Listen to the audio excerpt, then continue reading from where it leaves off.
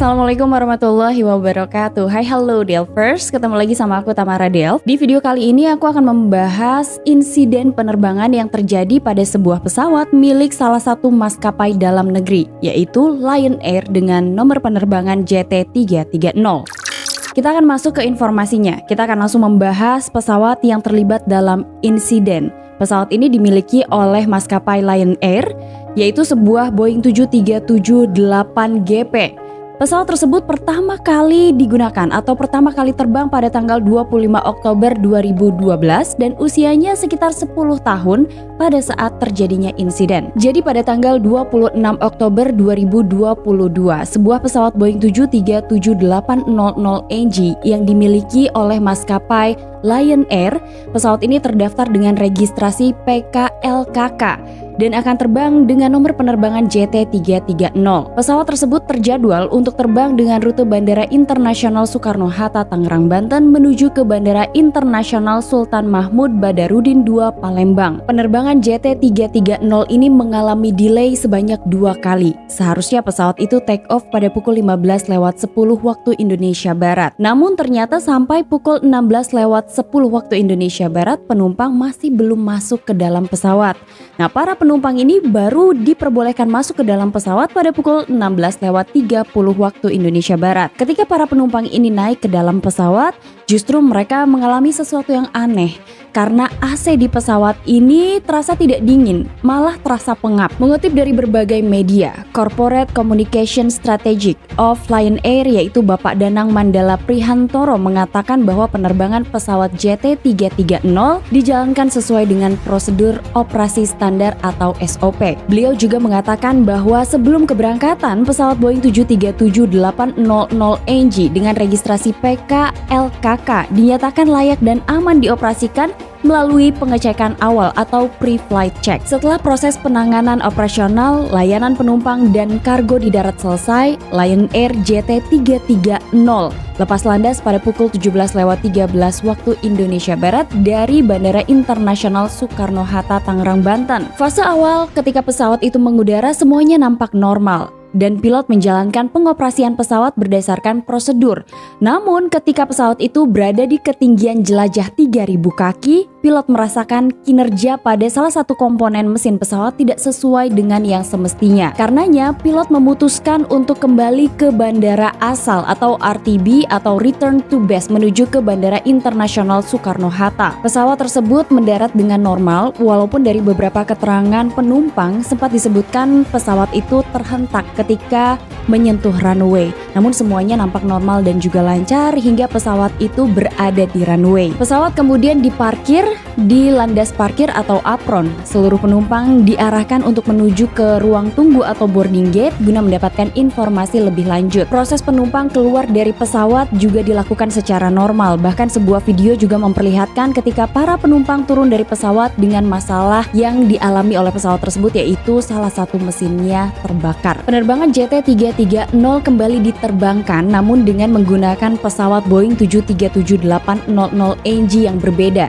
dan dengan registrasi yang lain yaitu PKLOP. Pesawat diberangkatkan kembali dari Bandara Internasional Soekarno-Hatta pada pukul 19.20 malam waktu Indonesia Barat dan tiba di Palembang pada pukul 20.20 waktu Indonesia Barat. Hal senada juga diungkapkan oleh Kabid Humas Polda Metro Jaya Kombes Endra Zulpan. Beliau membenarkan bahwa ada kendala teknis di pesawat tujuan Palembang tersebut. Salah satu mesin pesawat terbakar setelah pesawat itu lepas landas dari Bandara Soekarno-Hatta. Beliau menyebutkan ketika pesawat itu lepas landas pada pukul 17.13 waktu Indonesia Barat, kemudian pada pukul 17.14 waktu Indonesia Barat atau hanya sekitar 1 menit setelahnya, pilot melaporkan adanya gangguan pada mesin pesawat dan meminta untuk mendarat. Dan pesawat tersebut akhirnya mendarat pada pukul 17.46 sore waktu Indonesia Barat. Setelah pilot dari penerbangan JT330 itu memutuskan untuk RTB, pesawat mendarat dengan normal di runway dan kemudian diinformasikan bahwa seluruh penumpang dan kru pesawat dinyatakan selamat. Ada rekaman video juga yang memperlihatkan ketika pesawat Boeing 737-800NG itu sedang melakukan pendaratan kembali di Bandara Internasional Soekarno-Hatta dan terlihat salah satu mesin atau lebih tepatnya mesin sebelah kiri dari pesawat itu masih dalam kondisi terbakar. Pada saat pesawat itu berada di runway, ternyata layanan kedaruratan di Bandara Internasional Soekarno-Hatta sudah menunggu di runway menyambut kedatangan dari pesawat Boeing 737-800 NG tersebut. Kemudian diketahui juga tim layanan kedaruratan ini membantu proses evakuasi ketika para penumpang itu turun dari pesawat yang salah satu mesinnya terbakar. Nah, proses evakuasi penumpang ini bukan hanya dilakukan oleh kru pesawat, kemudian oleh layanan kedaruratan, tapi juga dibantu oleh ground crew dari Lion Air. Namun ternyata kisah lain dari RTB yang dilakukan oleh pilot JT330 ini dibawa oleh para penumpang yang ada di dalam penerbangan tersebut. Beberapa penumpang mengatakan bahwa kondisi mencekam terjadi kurang lebih 30 menit di dalam penerbangan itu. Salah seorang penumpang memberikan keterangan kepada media bahwa awalnya mereka mendengar bunyi ledakan pada saat pesawat itu telah mengudara. Namun tiba-tiba saja ternyata ada salah seorang penumpang yang menyadari bahwa mesin kiri dari pesawat Boeing 737 itu terbakar. Nah, penumpang ini awalnya berteriak, tapi beberapa penumpang lainnya kemudian menenangkan penumpang ini dan mengatakan untuk tidak berteriak agar tidak membuat para penumpang lain panik. Sejumlah penumpang yang mengetahui adanya kobaran api di mesin sebelah kiri berusaha untuk tenang dan segera melaporkan hal tersebut kepada kru pesawat. Ketika itu para penumpang mulai panik dan juga ketakutan. Sebagian mengucapkan ayat-ayat suci, kemudian sebagian lagi terdengar sangat khawatir, menangis, bahkan berteriak. Sekitar 30 menit para penumpang ini diliputi perasaan kalut yang luar biasa. Nah, sementara salah seorang penumpang lainnya yang sempat mengunggah informasi mengenai kondisi penerbangan JT330 karena beliau ada di dalam penerbangan itu justru memberikan atau membagikan informasi itu di sosial media.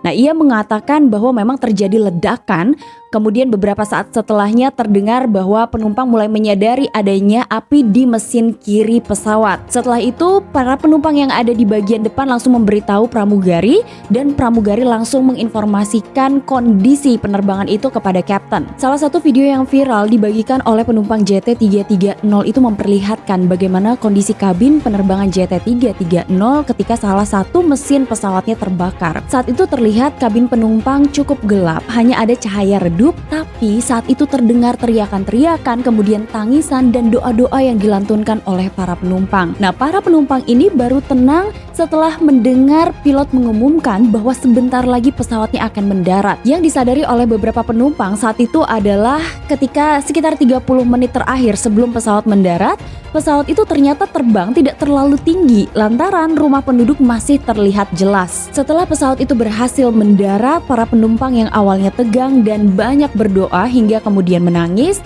akhirnya mengucap syukur sembari bertepuk tangan. Mereka merasa lega karena pesawat yang mengalami masalah dalam penerbangan itu berhasil mendarat dan semua penumpang dinyatakan selamat. Tepuk tangan yang dilakukan oleh para penumpang ini adalah sebagai apresiasi kepada pilot. Mereka berterima kasih kepada pilot yang menerbangkan JT330 karena berhasil membawa pesawat dengan sebuah masalah di penerbangan itu hingga akhirnya pesawat dan juga penumpangnya selamat. Akibat dari peristiwa yang dialami oleh penerbangan JT330 itu, pihak Lion Air menyampaikan permohonan maaf kepada seluruh penumpang atas ketidaknyamanan yang timbul. Mengutip dari pontas.id, pihak KNKT atau Komite Nasional Keselamatan Transportasi memastikan tidak melakukan investigasi atas peristiwa tersebut.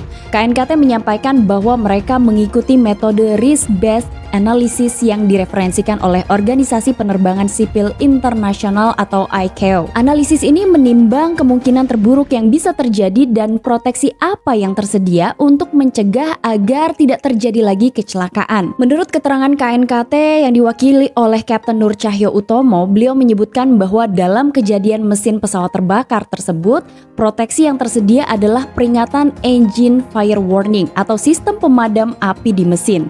Prosedur pilot untuk mematikan api yang berarti mematikan mesin, sehingga kemudian pilot harus mengikuti prosedur untuk terbang hanya dengan satu mesin. Dan regulasi mewajibkan hal ini dilatihkan dan juga diujikan kepada semua pilot setiap 6 bulan. kondisi bandara udara yang memadai dan bantuan dari air traffic control. Dengan adanya banyak proteksi yang tersedia, maka kemungkinan untuk terjadi kecelakaan menjadi kecil. Karena kemungkinan kecil terjadinya kecelakaan, maka tidak termasuk kategori serious incident atau insiden serius. Karena itu, maka KNKT tidak melakukan investigasi. Namun, investigasi oleh internal airline tetap dilakukan. Sejauh mana pemantauan agar kejadian tidak berulang menjadi tanggung jawab bersama antara Dirjen Perhubungan Udara yang memberikan sertifikasi kelaikan udara, operator atau pihak maskapai sebagai pelaksana kelaikan udara, dan KNKT jika ada rekomendasi keselamatan.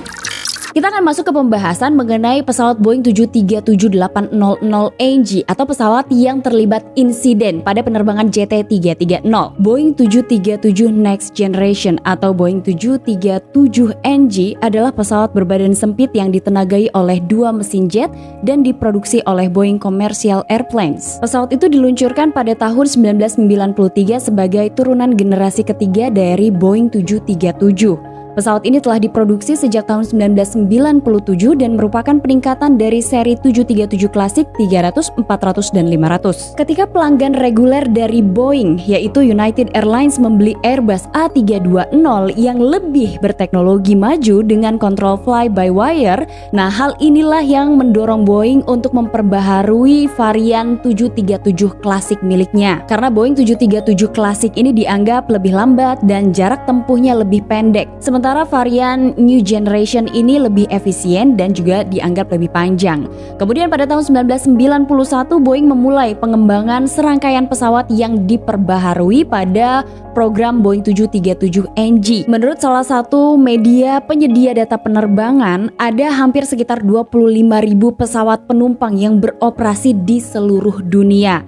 Nah, dalam jumlah tersebut sekitar 4.200 atau 17% diantaranya adalah pesawat Boeing 737-800NG. Amerika merupakan salah satu negara dengan kepemilikan Boeing 737NG terbanyak. Ada beberapa maskapai yang menggunakan dan memiliki armada Boeing 737NG terbanyak di Amerika, diantaranya adalah American Airlines dengan 265 armada, kemudian Southwest Airlines memiliki 205 armada, dan United Airlines memiliki 136 armada. Selain Amerika, Cina juga merupakan salah satu negara yang memiliki Boeing 737NG terbanyak. Menurut data Boeing sempat mengirimkan hampir 5.000 pesawat ke pelanggan atau operator antara tahun 1998 hingga tahun 2020.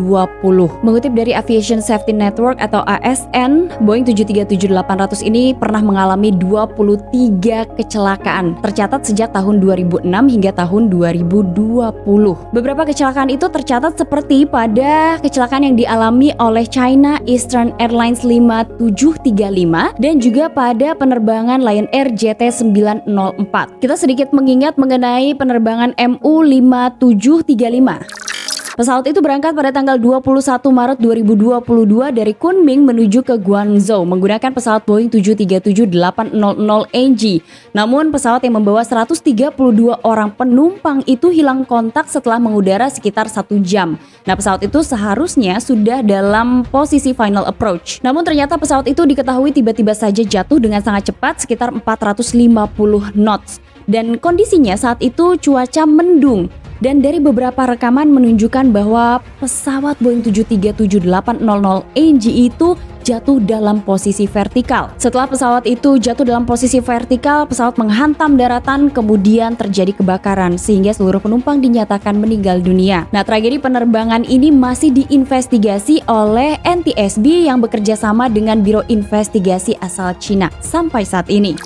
Kemudian selanjutnya pada penerbangan JT904. Kalau kita ingat tanggal 13 April 2013, pesawat Boeing 737-800 dengan registrasi PKLKS berangkat dari Bandara Internasional Hussein Sastranegara Bandung menuju ke Bandara Internasional Ngurah Rai Bali. Pesawat Boeing 737-800 itu terbilang masih baru, usianya sekitar 2 bulan dan pesawat tersebut sedang mengangkut sekitar 108 orang penumpang. Namun ketika JT904 itu mendekati runway Bandara Ngurah Rai Bali, Saat itu kondisi cuaca hujan dan langit gelap. First officer kesulitan melihat keberadaan runway sehingga kemudian memberikan kontrol penerbangannya kepada Captain. Captain saat itu memutuskan untuk go around, tapi belum sempat pesawatnya terangkat kembali, justru pesawat itu menghantam permukaan air sehingga penerbangan JT904 itu justru mendarat di air dengan jarak sekitar 300 meter dari runway. Meskipun pesawatnya mengalami sebuah insiden, namun seluruh penumpang dari penerbangan JT904 dinyatakan selamat.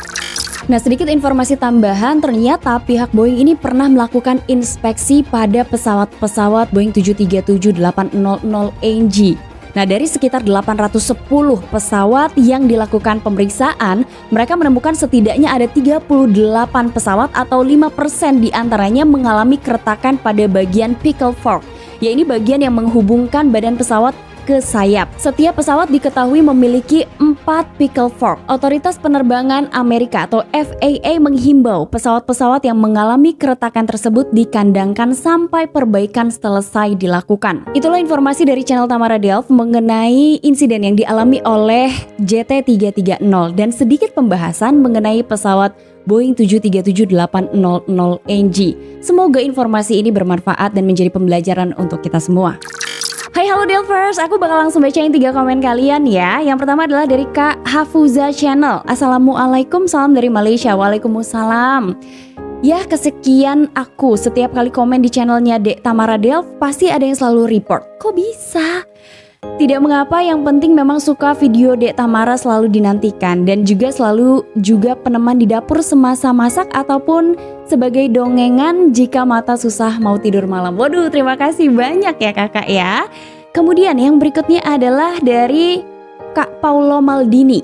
Terima kasih Tamara, saya salah satu guru di SMA Negeri 9 Halut Maluku Utara. Halo Maluku. Saya dan teman-teman guru di sekolah selalu nonton channelnya Adinda Tamara setiap jam istirahat. Waduh, terima kasih banyak loh kakak dan teman-teman guru di SMA Negeri 9 Halut Maluku ya. Terus yang berikutnya adalah dari Kak Jamaliah Sutar. Apa kabar Tamara? Saya Jamaliah dari Singapura, minat channel Pasal Kapal Terbang. Terima kasih banyak Kak Jamaliah. Sukses untuk kakak di sana ya.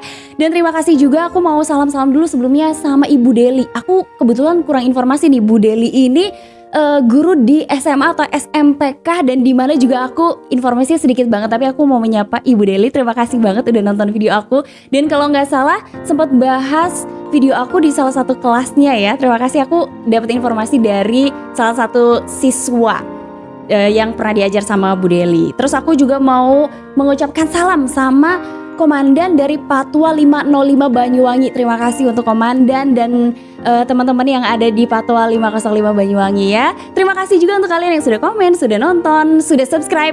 Terus jangan lupa di komen-komen di bawah sini ya. Sampai ketemu lagi di episode selanjutnya. Assalamualaikum warahmatullahi wabarakatuh. Bye-bye. Meskipun tragedi penerbangan itu salah. Akibat dari peristiwa